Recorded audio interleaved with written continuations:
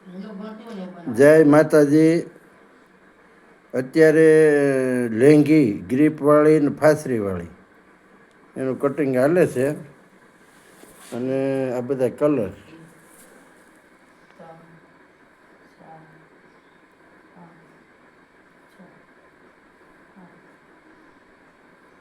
Cutting થઈ ગયા પછી આવી રીતે અને બાર બાંધીને અંદર ફાસરી નાખવાની. ગ્રીપનો સ્ટોક અહીં પડ્યો છે, ગ્રીપ નાખીને પેકિંગ કરવાનું.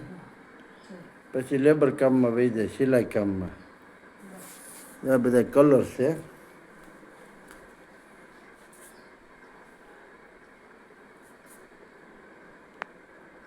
કટિંગ થઈ ગયું છે. પૂરી કાળજી લેવામાં આવે, તૂટલી ફાટલી ન જવી જોઈએ, આડા વાટે કટિંગ ન થવું જોઈએ. જે ગ્રાહક આપણી પાસેથી લે એને પૂરેપૂરું વળતર મળે એ રીતે સિલાઈ કરવાની અને વ્યવસ્થિત કામ કરવાનું. પછી વેસ્ટ નીકળે એવું હોય ખરાબ તો આ કાઢી નાખવાનું. આ મોટા ટુકડા જ છે, પણ કલર બલરમાં હરખા ન હોય કે મેલું હોય તો નીકળી જાય. જય માતાજી.